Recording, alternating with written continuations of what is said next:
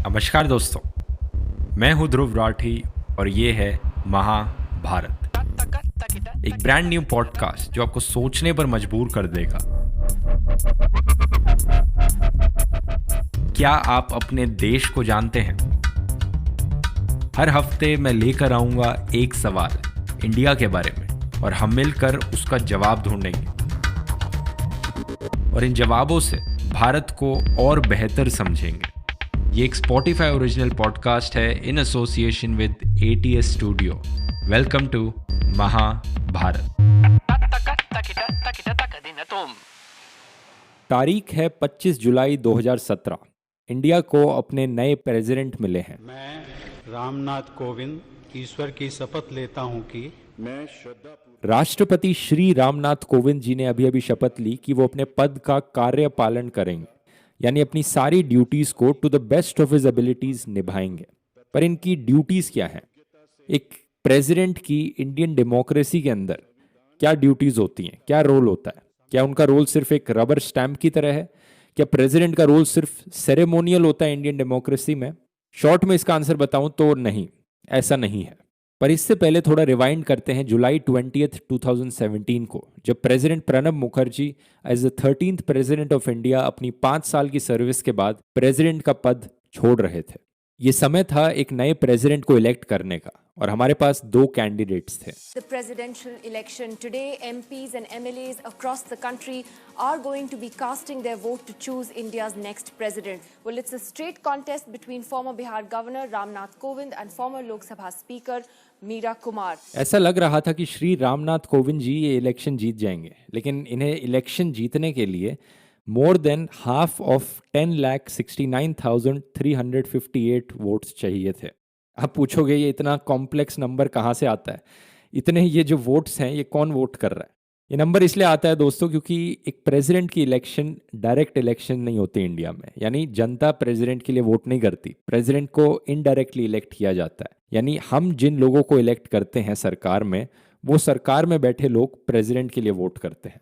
लेकिन इससे पहले एक प्रेसिडेंट की पोस्ट के लिए एलिजिबल होने के लिए भी एक कैंडिडेट को नॉमिनेट किया जाना चाहिए बाय 50 इलेक्टर्स और सेकेंडेड बाय अनदर 50 इलेक्टर्स। उनकी एज 35 ईयर्स से ऊपर की होनी चाहिए। वो एलिजिबल होने चाहिए एमपी बनने के लिए, लेकिन एट द सेम टाइम कोई भी ऑफिस फॉर प्रॉफिट की पोजीशन नहीं होनी चाहिए और ऑब्वियसली एक सिटीजन होने चाहिए इंडिया के। और 2017 में श्री रामनाथ कोविंद जी को इलेक्ट किया गया as the 14th president of India, जब उन्होंने 65% ऑफ टोटल वोट्स जीते। लेकिन ये 65% का फिगर कहाँ से आया? टोटल नंबर ऑफ वोट्स उन्हें कहाँ से मिले? ये इंडिया में जब हम नेशनल इलेक्शंस में वोट करते हैं तो हम सेलेक्ट करते हैं मेंबर्स ऑफ पार्लियामेंट को, जिन्हें हम एमपीज कहते हैं। और जब हम स्टेट इलेक्शंस में वोट करते हैं तो हम सेलेक्ट करते हैं मेंबर्स ऑफ लेजिस्लेटिव असेंबली को, जिन्हें हम एमएलएस कहते हैं एक स्टेट के। तो अगर आप टोटल करोगे सारे इलेक्टेड एमपीज और सारे इलेक्टेड एमएलएस को इंडिया में, फ्रॉम द लोकसभा, राज्यसभा और स्टेट असेंबलीज से, ये सारे एमपीज एमएलएस मिलकर इंडिया के अलग अलग पार्ट से आने वाले इंडिया को रिप्रेजेंट करते हैं और ये सब मिलके प्रेसिडेंट के लिए वोट करते हैं। हर एक एमपी और एमएलए का जो वोट होता है इंडिया में, उसको एक वैल्यू असाइन करी जाती है और हर स्टेट के लिए वैल्यू अलग होती है। लेकिन जब ये एमपीज एमएलएस प्रेसिडेंट के लिए वोट करते हैं तो इनकी जो वोट की वैल्यू है वो अलग अलग होती है। State by state, MP by MP, MLA by MLA depend करती है। ऐसा नहीं है कि जैसे हम लोग नॉर्मल इलेक्शंस में जब वोट करने जाते हैं तो सबके वोट की वैल्यू इक्वल है, हर इंसान का एक वोट एक वैल्यू के बराबर है। लेकिन एमपी एमएलएस के केस में ऐसा नहीं है, प्रेसिडेंट की इलेक्शंस के केस में ऐसा नहीं है। किसी भी स्टेट में दोस्तों एमएलए की वोट की वैल्यू कैलकुलेट करी जाती है population of state divided by the number of MLAs divided by 1000। और क्योंकि एक स्टेट की पॉपुलेशन बदलती रहती है तो रेफरेंस जो लिया जाता है एट प्रेजेंट वो 1971 का नेशनल सेंसस है। 1971 में उस टाइम पे जो पॉपुलेशन थी उसको एज ए रेफरेंस लिया जाता है ये फॉर्मूला में कैलकुलेट करने के लिए। ये एग्जैक्ट कैलकुलेशन हर एमपी एमएलए के लिए क्या है, यहाँ पर आप ऑनलाइन सर्च कर सकते हैं। लेकिन एग्जाम्पल के तौर पे मैं आपको बताऊं तो एक एमएलए के वोट की लोएस्ट वैल्यू सिक्किम में होती है। सिक्किम से आने वाले हर एमएलए की वोट की वैल्यू होती है 7 और हाईएस्ट एक एमएलए के वोट की वैल्यू होती है उत्तर प्रदेश में 208। एक एमएलए का वोट 208 वोट्स के बराबर है उत्तर प्रदेश में और एक एमएलए का वोट सिक्किम में 7 वोट्स के बराबर है। लेकिन ये एमएलएस के लिए है। एमपीज के लिए फॉर्मूला अलग है, लेकिन काफ़ी सिंपल फॉर्मूला है। एक एमपी के वोट की वैल्यू कैलकुलेट करी जाती है अगर आप टोटल करेंगे vote value of all MLAs in the country and dividing it by the total number of MPs. अगर आप एडअप करेंगे सारे एमपीज को लोकसभा और राज्यसभा में, तो ये नंबर आता है 776, और एक एमपी के वोट की वैल्यू निकलती है इस फॉर्मूला के हिसाब से 708। तो हर एक एमपी के वोट की वैल्यू प्लस हर एक एमएलए की वोट की वैल्यू, इन सारी वैल्यूज को एडअप करके टोटल वोट की वैल्यू निकलती है। और ये जो टोटल वोट्स हैं, ये नंबर मैंने आपको पहले बताया था, 10 लाख के अराउंड निकलता है। एक प्रेसिडेंट के लिए इलेक्ट होने के लिए मेजॉरिटी चाहिए होती है टोटल वोट की। बड़ी खबर उस वक्त की महामहिम रामनाथ कोविंद। जी हां, राष्ट्रपति चुनाव जीत गए हैं रामनाथ कोविंद। हालांकि सिर्फ औपचारिक ऐलान होना बाकी है, वोटों की गिनती मुकम्मल हो चुकी है। इंडिया के रामनाथ कोविंद को 65.35% वोट मिले हैं। और इस बीच अगले 5 साल के लिए प्रेसिडेंट रामनाथ कोविंद जी अकेले इंसान होंगे इंडिया में जिनके पास पावर होगी मर्सी प्ली को आंसर करने की और इंडिया में एक स्टेट ऑफ इमरजेंसी डिक्लेयर करने की। जैसा 1975 में किया गया था, अगर एक स्टेट ऑफ इमरजेंसी डिक्लेयर करी जाती है तो प्रेसिडेंट ऑफ इंडिया के पास ये पावर है कि इंडियन कॉन्स्टिट्यूशन के अलग अलग प्रोविजंस को ओवरराइड किया जा सकता है, और अगर ये चाहें तो फंडामेंटल राइट्स जो हमारे देश के नागरिकों को मिलते हैं उन्हें भी बदला जा सकता है। और दूसरी तरफ डेथ पेनल्टी, जो कि वेरी वेरी रेयर केसेस में दी जाती है इंडिया में, सिर्फ प्रेसिडेंट के पास ये पावर है इस पनिशमेंट को ओवरटर्न करने की। इंटरेस्टिंगली जो हमारे फॉर्मर प्रेसिडेंट थे प्रणब मुखर्जी, उन्होंने 28 मर्सी प्लीज को, डेथ पेनल्टी की प्लीज को रिफ्यूज किया था अपने टाइम में जब वो प्रेसिडेंट थे, जो कि अपने आप में एक रिकॉर्ड है। लेकिन अगर हम उन प्रेसिडेंट की पावर्स की बात करें जो आपको डायरेक्टली अफेक्ट करती हैं, जैसे कि ये डेथ पेनल्टी और ये स्टेट ऑफ इमरजेंसी, तो बहुत रेयर एग्जांपल्स हैं, मतलब आमतौर पे यूज़ नहीं किए जाते हैं। लेकिन आमतौर पे जो प्रेसिडेंट का काम होता है वो क्या होता है जो आपको डायरेक्टली अफेक्ट करता है? प्रेसिडेंट का काम होता है दोस्तों हर बिल को साइन करना जो भी पार्लियामेंट में पास किया जा रहा हो लॉ बनने से पहले। और इन सब से भी पहले प्रेसिडेंट को बहुत सारे अलग अलग इंपॉर्टेंट लोगों को अप्रूव करना पड़ता है जुडिशरी में और गवर्नमेंट एडमिनिस्ट्रेशन की डिविजन्स में। लेकिन इसका मतलब क्या हुआ, एग्जैक्ट रोल क्या है यहाँ पर प्रेसिडेंट का? इसका क्या मतलब है कि जब मैं कह रहा हूँ कि प्रेसिडेंट एक कैंडिडेट को अप्रूव कर रहे हैं? ये सवाल मैंने पूछा पीडीटी आचार्य से, फॉर्मर सेक्रेटरी जनरल लोकसभा के और एक constitutional expert. Well, the Constitution says that the executive power of the Union is vested in the President, but the President cannot act except on the advice of the Council of Ministers. So, actually, the power rests in the Council of Ministers, and the Council of Ministers consists of members of Parliament. That means the real power rests in the elected body, that is, the Council of Ministers, and not in the President. Presidents cannot function except on the advice of the Council of Ministers. And if the Council of Ministers gives him an advice on a particular issue, the President can seek clarification from the Council of Ministers. But when the clarification is given to the President by the Council of Ministers, the President will have to act on the advice given by them. The President has no independent choice. He doesn't have the freedom of action. He has to go by what the Council of Ministers say. हमारे देश में president को एक rubber stamp बुलाया जाता है अक्सर, और इसकी एक पॉसिबल एक्सप्लेनेशन ये हो सकती है कि प्रेसिडेंट की जो रिस्पॉन्सिबिलिटीज़ होती है, मेन रिस्पॉन्सिबिलिटीज़ होती हैं, वो इसी पर आके अटक जाती हैं कि उन्हें बस स्टैम्प लगाना होता है उन बिल्स पर जो मिनिस्टर्स के द्वारा पास किए जा रहे हैं। और मैक्सिमम जो एक प्रेसिडेंट कर सकते हैं एक बिल को रोकने के लिए, वो ये कर सकते हैं कि अपनी ऑब्जेक्शंस के साथ उस बिल को पार्लियामेंट में वापस भेज दें। लेकिन अगर वो बिल दूसरी बार पास हो जाता है पार्लियामेंट में, तो ये प्रेसिडेंट की ड्यूटी है कि वो उसे साइन करें। तो प्रेसिडेंट भी अपनी मर्जी नहीं चला सकते यहाँ पर। ये इसलिए क्योंकि इंडिया में प्रेसिडेंट रिप्रेजेंटेटिव है जनता के, हेड ऑफ स्टेट हैं। इनका रोल काफ़ी सिमिलर है राजा महाराजाओं से, स्पेन और इंग्लैंड के जो मोनार्क्स होते हैं इन कंट्रीज़ में। वो उन्हें वही करना पड़ता है जो उनके मिनिस्टर्स उन्हें एडवाइस करते हैं। तो इंडिया में prime minister head of government है और प्रेसिडेंट हेड ऑफ स्टेट हैं। हेड ऑफ गवर्नमेंट होने के नाते प्राइम मिनिस्टर लीड करते हैं गवर्नमेंट के ऑपरेशंस को, और प्रेसिडेंट हेड ऑफ स्टेट होने के नाते एक चीफ पब्लिक रिप्रेजेंटेटिव की तरह एक्ट करते हैं देश के, और अक्सर ऐसी ड्यूटीज़ परफॉर्म करते हैं जो सेरेमोनियल होती हैं। तो अगर सिस्टम को सही तरीके से काम करना है तो दोनों हेड्स को साथ में मिलकर काम करना पड़ेगा, और अक्सर ऐसा होता भी है क्योंकि ज़्यादातर केसेस में प्रेसिडेंट रूलिंग पार्टी के ही होते हैं। लेकिन दोस्तों हर रूल के एक्सेप्शंस होते हैं। इंडिया की हिस्ट्री में 2 बार ऐसे इंसिडेंट्स हुए हैं जब इंडिया के प्राइम मिनिस्टर और इंडिया के प्रेसिडेंट एक दूसरे से बहुत ही मेजर डिसएग्रीमेंट में थे। पहला केस है प्राइम मिनिस्टर जवाहरलाल नेहरू और श्री राजेंद्र प्रसाद जी के बीच में।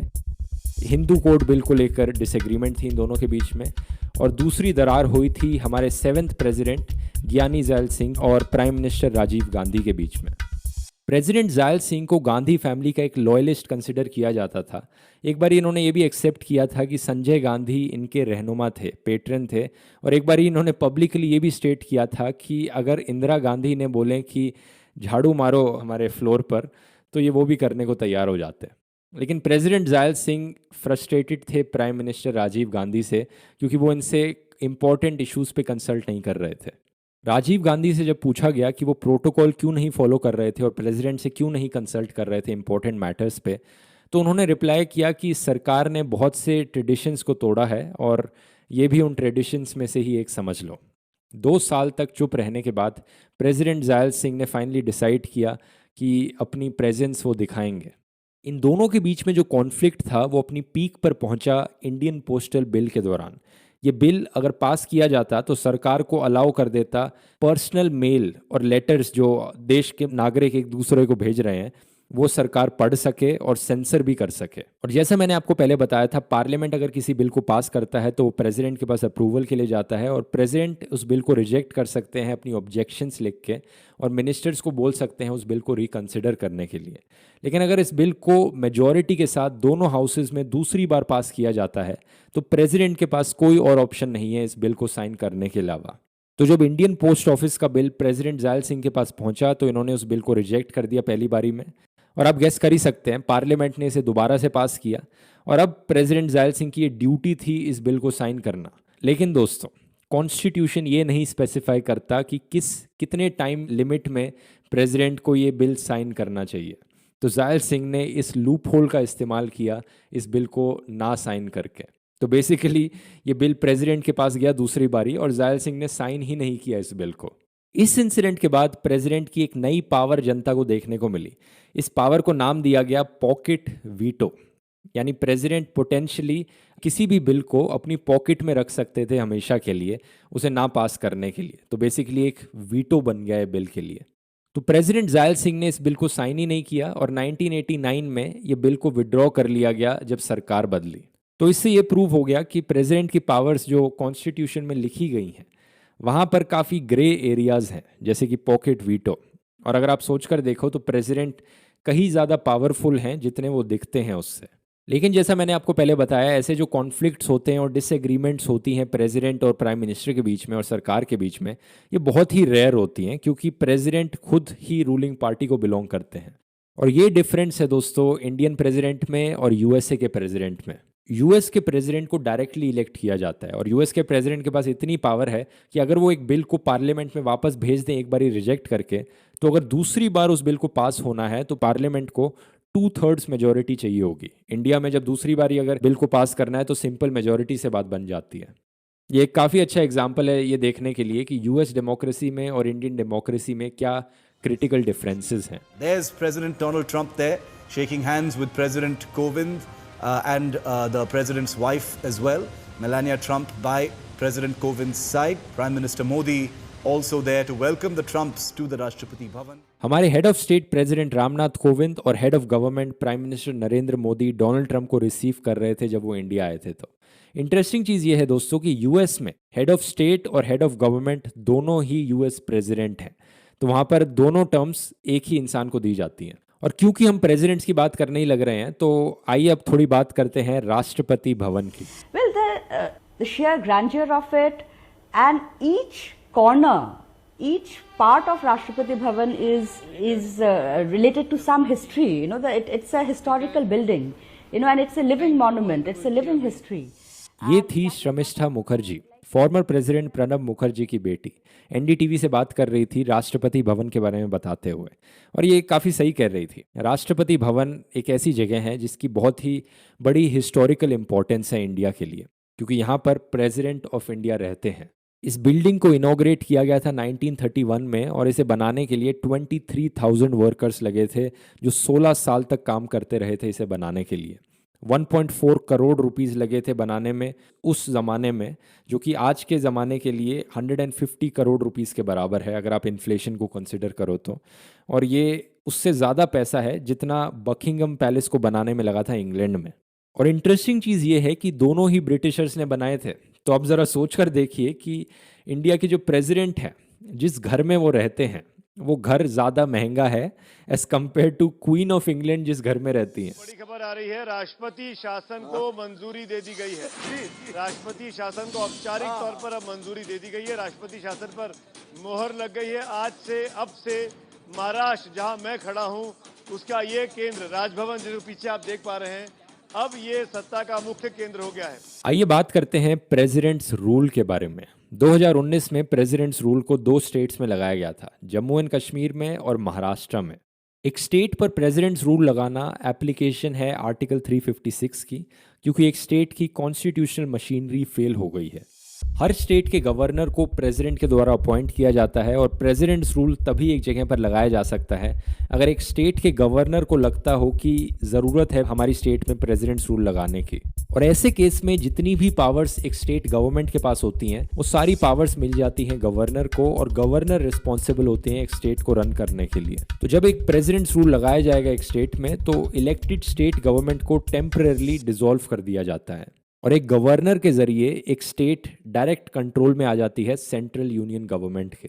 गवर्नर स्टेट प्रोसीडिंग्स को हेड करेंगे और प्रेसिडेंट ऑफ इंडिया को रिप्रेजेंट करेंगे। ये होने का एक और भी तरीका है, जैसा महाराष्ट्र के केस में हुआ। अगर किसी भी पॉलिटिकल पार्टी ने सरकार नहीं बनाई मेजॉरिटी के साथ, तो प्रेसिडेंट्स रूल अप्लाई किया जा सकता है, और इसके लिए कोई भी रीज़न हो सकता है। जैसे कि महाराष्ट्र के केस में रीज़न था कि मेजॉरिटी कोलिशन जो पॉलिटिकल पार्टीज के बीच में था, उनके बीच में डिसएग्रीमेंट्स थी, लॉ एंड ऑर्डर का ब्रेकडाउन हो रहा हो, या इंसर्जेंसी हो, रेबेलियन हो, कुछ भी रीज़न हो सकता है इसके लिए। और प्रेसिडेंट्स रूल को अप्लाई करने से पहले दोनों हाउसेज ऑफ पार्लियामेंट को सैंक्शन करना पड़ता है कि प्रेसिडेंट्स रूल यहाँ पर अप्लाई किया जाएगा। जम्मू कश्मीर में आज से राष्ट्रपति शासन लग गया है। 6 महीने से यहाँ राज्यपाल का शासन चल रहा था। महबूबा मुफ्ती के नेतृत्व में गठबंधन सरकार से जून में बीजेपी ने समर्थन वापस ले लिया था।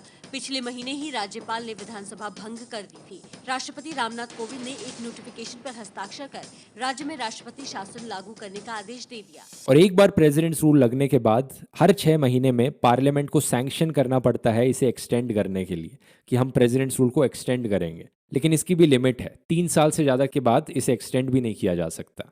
आज के दिन जम्मू एंड कश्मीर का सबसे लंबा रिकॉर्ड है प्रेसिडेंट्स रूल के अंदर रहने का।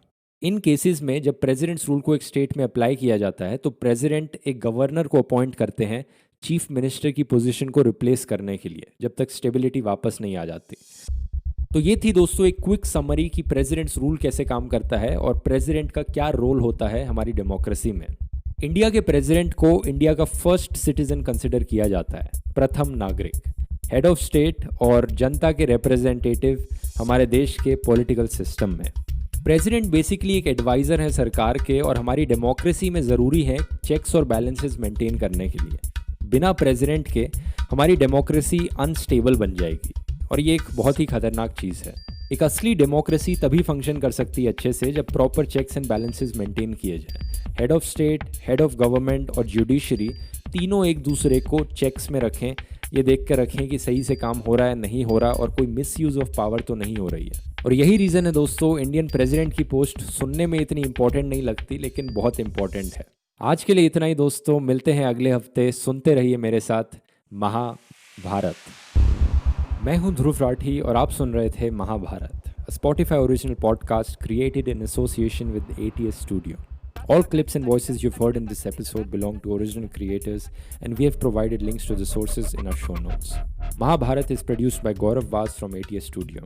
This episode was written by Mohammad Hussain and Gaurav Vas, with research by Archana Nathan and Koshni Banerjee, and additional research help and input by Sidin Vaduku. The title track of this podcast was composed by Abhijit Nath, and Madhav Ayachit is the audio producer of this episode. ATS Studio is a division of All Things Small, a true stories focused media company run by Sidin Vadukut, Supriya Nair, Devya Bopanna, Sunil Doshi and Gaurav Vas.